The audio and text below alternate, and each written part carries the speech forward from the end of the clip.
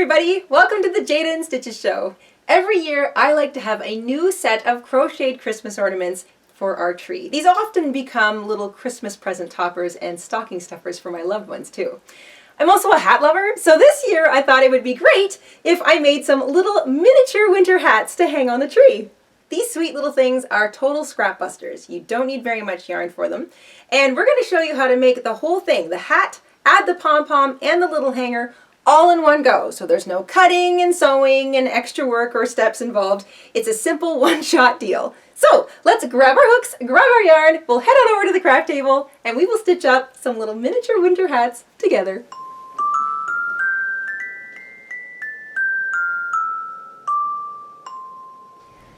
In order to make our little winter hat tree ornaments, you need a very small amount of either size 4 medium weight yarn, which this one is made out of, or a size 5 chunky bulky weight yarn, which is either of these. They're just a little bit bigger, a little bit thicker than a usual size 4 medium.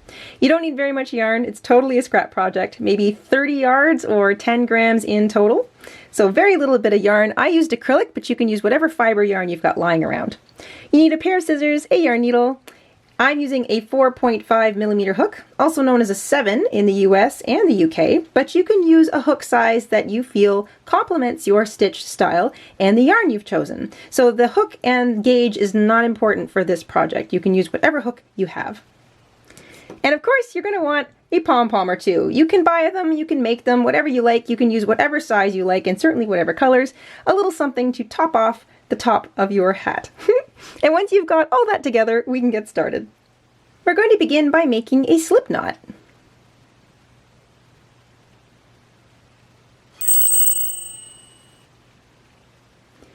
Once you have a slip knot, you can chain 16 to start.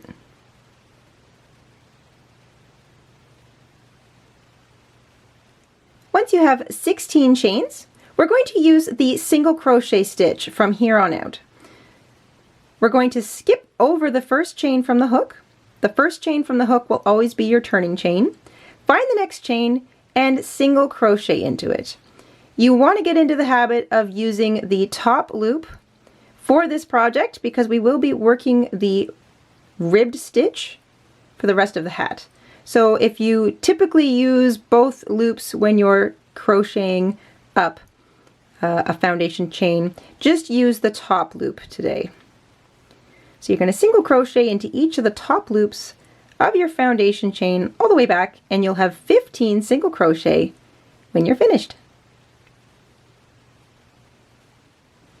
At the end of row 1, you should have 15 stitches. At the end of every row, you will chain 1 and turn your work. In order to get the ribbed effect, we are going to use the back loops only as we crochet from here on out. Now the back loop is always the loop of the stitch that's furthest from you. So remember, you always skip your turning chain, find the first stitch, and usually you would go through both loops. But we're not doing that, we're using back loops only, so it's that loop that's furthest away from you. Slip your hook in there, single crochet as normal, find the next stitch and the next back loop. Back loop is always the one furthest away. And you're going to single crochet into each back loop only, all the way back. You'll have 15 stitches at the end of row 2, and you will be able to see that ridged space, or that sort of pattern rib stitch starting. At the end of row 2, you should still have 15 stitches, and working the back loops only creates this little ridge, and you can really see that now at the end of row 2. So like I said before, at the end of every row, you chain 1 and turn. And you're always going to work the back loops only for this little project. So skip your turning chain, find the back loop only, it's always the one furthest away from you, and single crochet into each back loop all the way across. That is all you have to do for this project. So chain 1, turn at the end of every row, single crochet into the back loops only of every single stitch all the way across. And you're going to repeat this little pattern for 15 rows in total. So 15 stitches in each row, 15 rows of ribbed stitch. At the end of 15 rows, you should have something that looks like this. And the easy way to count them is you flip your piece over so that you're looking at, there's your first row and there's the second row. And you can see that second row clearly because of the ridge that was created. And you can count in twos.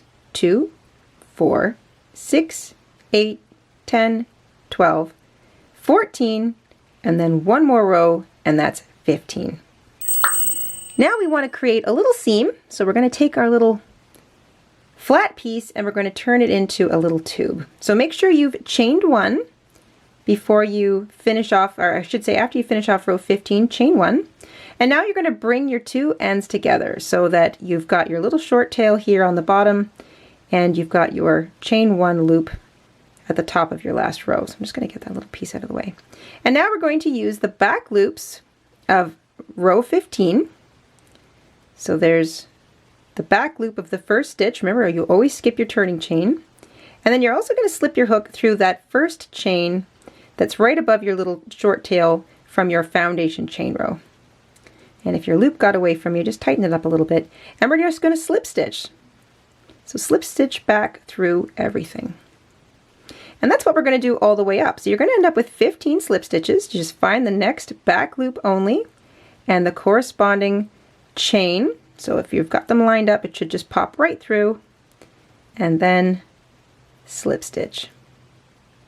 One more. There's the back loop of row 15. Pop it right through the foundation chain of the first row and slip stitch. Try to keep your slip stitches nice even tension, not too tight, not too loose, and just slowly work your way all the way up. Once you've worked all the way up, slip stitching, you'll have a nice closed in tube. You're going to snip your yarn now, but you're going to give yourself a nice long tail. So maybe 35, 40 centimeters, a little over a foot of tail. Fasten off. Make sure that's nice and tight. And before we do anything else, let's just take care of that little short tail. So grab your yarn needle and you can weave that little tail in just up the stitches there of the first or last row.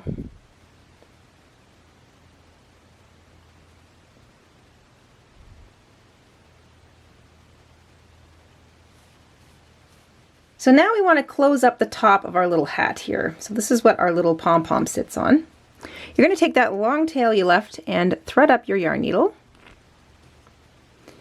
And then you're just going to weave your tail through the top few stitches that sit along the top edge of your hat. So in and out,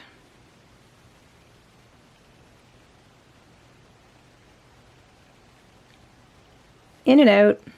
Try to get the top sort of loop of each end of the row, of every row as you go. This isn't exacting though. You don't have to, if you miss one or you get a couple extra, doesn't matter. All you want to do is go in and out, in and out, in and out, all the way around the top edge of your little hat here.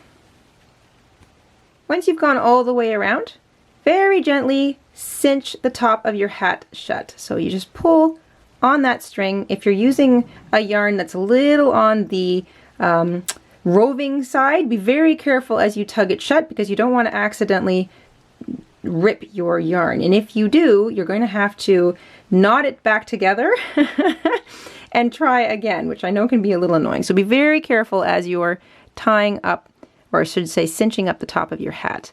And then you can just sort of run your needle through some of those little loops that sit up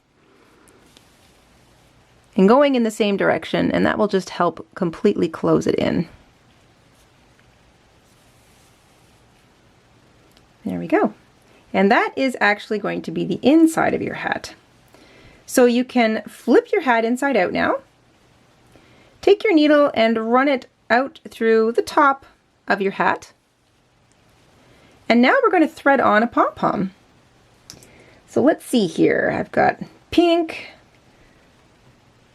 I've got white. Oops. That might be kind of cute. I think I'm going to go with this pink one. I like pink on pink. Take your pom-pom and you want to run your needle up through the middle of it. You might feel that there's sort of a little tie in the center. There should be something like a little sort of string that wraps the whole thing together tightly in the middle. You want to try and get your needle going through the middle of that.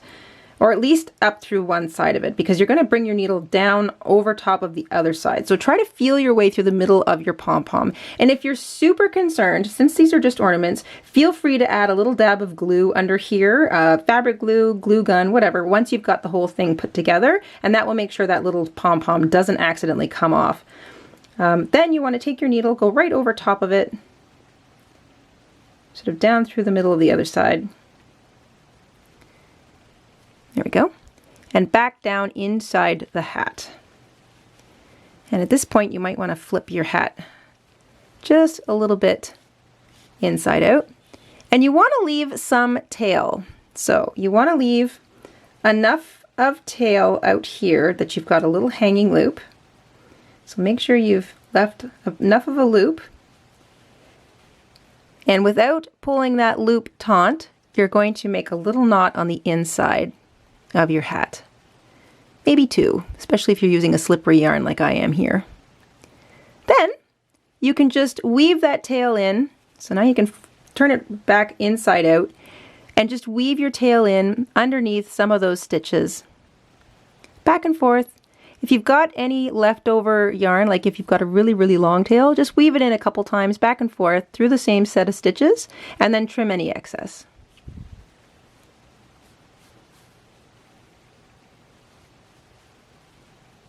Once you've woven in your tail, you can flip your hat right side out. There's your little ornament hanger, your little pom-poms attached, and you can just flip up the brim of your hat. Then you just sort of stick your thumbs in there, pull it out so that it looks nice and hat-like, sort of like you can wear it. And there you go. All ready to hang on the tree. These are one of those cute little projects that you can just sit down and work on a whole bunch of them all at once without really thinking. So put on some Christmas movies or put on some Christmas music, grab your scrap basket and make a whole bunch of these. They'll be so cute on top of your presents or hanging out of your stockings this year. I hope you enjoyed making these little things along with us this week, and we will see you soon here on the Jayda and Stitches show. Until then, stay safe, stay crafty, and have a wonderful week, everybody. Bye! Hey everyone, Mr. InStitches here.